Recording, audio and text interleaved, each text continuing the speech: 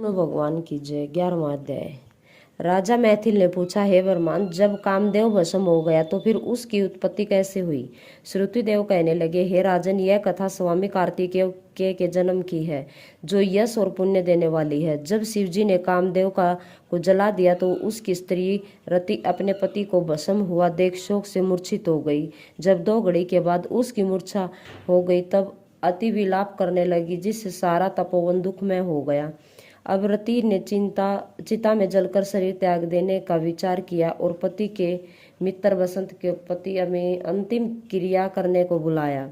रति को देखकर अति दुखित हो बसंत रति को समझाने लगा और कहने लगा कि आत्मघात करना उचित नहीं तथा धर्म से विपरीत है। जब बसंत ने उसके शरीर त्यागने का विचार दृढ़ देखा तो नदी के किनारे चिता बनाई और रति गंगा में स्नान कर सब इंद्रियों को रोककर और मन को आत्मा में लीन करके चिता पर चढ़ने को तैयार हो गई। तब उसी समय आकाशवाणी हुई, हे पति प्रेमा, तुम चिता में प्रवेश मत करो। तुम्हारा पति श्री कृष्ण से रुक्मणी के गर्भ से प्रद्युम्न रूप में उत्पन्न होगा। तुम ब्रह्मा के श्राप से संबर नामक दैत्य के घर में निवास करेगी, वही तेरा पति तुझे प्राप्त होगा। उस आकाशवाणी को श्रवण करने के उपरांत रति ने चिता में प्रवेश नहीं किया। वह भगवान शंकर की शरण में जा पहुंची। तब महादेव जी ने उसे अभयदान देते हुए कहा, हे सुभोगे, कलयुग में तेरा पति अंग वाले की तरह मरा हुआ दिखाई देगा। वह अनंग नाम से व्याख्यात होगा, उसे कोई जीव बच नहीं सकेगा। पूर्व काल में तेरा पति सुंदर नाम का राजा था।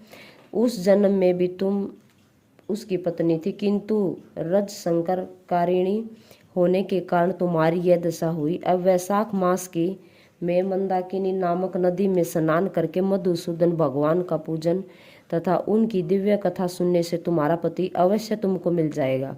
रति को इस भांति वरदान देकर सब देवता अपने अपने स्थान को चले गए। रति ने भी कलेश से निर्वित होकर मेष में की संक्रांति में गंगा स्नान कर पवित्रता से अक्षुण्य शयन व्रत करने को व्रत धारण किया। इस व्रत के करने से उसको उसी समय कामदेव दिखाई दिया। उसने वैशाख मास में कर्तव्य धर्म नहीं किया था, इसी कारण परमात्मा का पुत्र होने पर भी अंगहीन हुआ।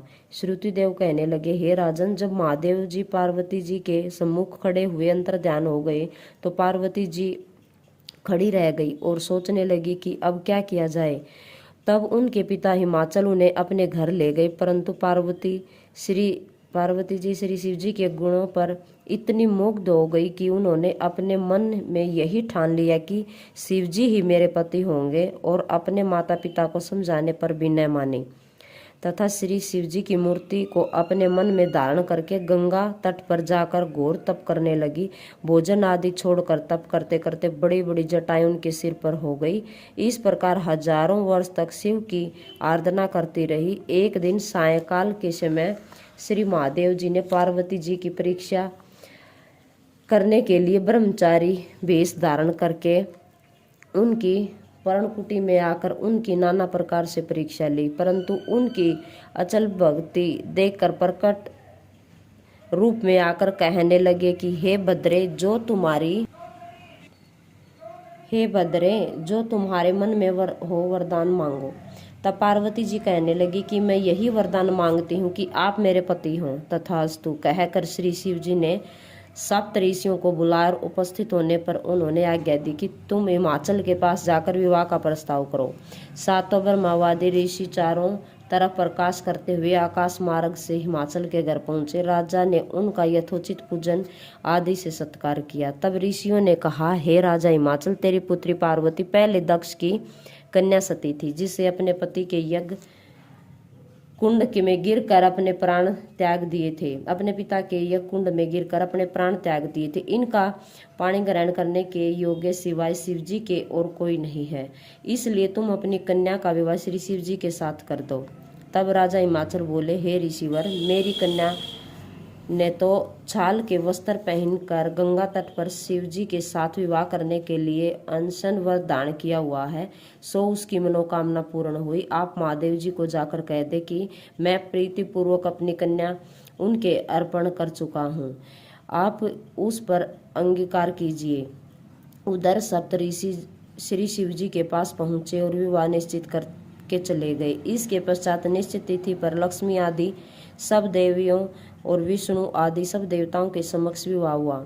शिवजी पार्वती जी के साथ 170 वर्षों तक नित्य रमण करते हुए, परंतु गर्भ स्थित न हुआ तो देवताओं को अति चिंता हुई और सब इसके कारण को सोचने लगे। फिर विचार करके अग्निदेव को बुलाया और उनको समझाया कि जिस समय श्री पार्वती जी रमण कर रहे तब तुम उनके सामने चले जाना। पार्वती तुमको देखकर लज्जा के मारे वहां से हट जाएगी और तुम शिव जी को अपनी बातों में लगा लेना और शिष्य समान बहुत से प्रसन्न करना, तथा समय लग जाने पर पार्वती की गर्भ स्थिति हो जाएगी। अग्निदेव ने ऐसा ही किया और रमण के समय वहां पहुंच जाने से पार्वती वस्त्रहीन होने के कारण लज्जा के मारे रमण छोड़कर एक तरफ हो गई। शिवजी महाराज के ऐसे समय में अग्निदेव का आना बहुत बुरा लगा और उन्हें श्राप दे दिया कि मेरा वीर्य तुम्हारे मुख द्वारा से तुम्हारे उदर में प्रवेश कर। तब अग्नि ने उस वीर्य को अपने उदर में ग्रहण कर लिया और 10 मास बीतने पर उस तेज वीर्य से गंगा जी में उसको डाल दिया।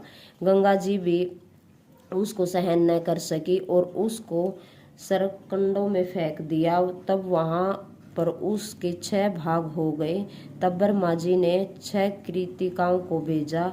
उन्होंने उन 6 भागों को जोड़ा, जिससे 6 मुख और 1 अंग ऐसी आकृति का बालक बन गया। वह बहुत दिनों तक उन सरकंडों में ही पड़ा रहा। एक दिन श्री महादेव जी और पार्वती जी बैल पर चढ़े जा रहे थे कि सहसा पार्वती के सतनों से दुग्ध की धारा बहने लगी।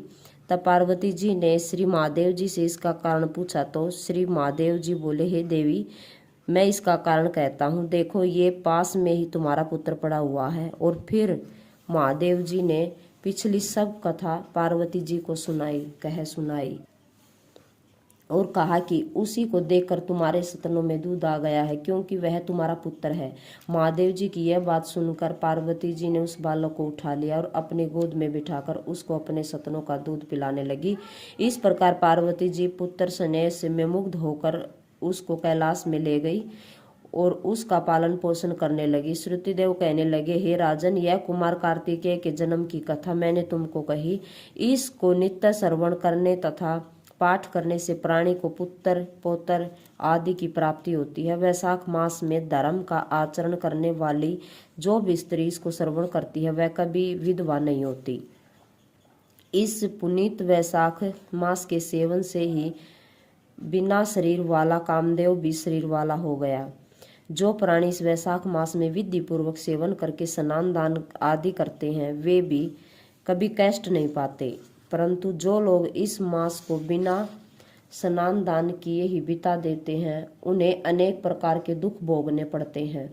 यह महीना सबके लिए धर्म कर्तव्य करने योग्य है। विष्णु भगवान की जय हो।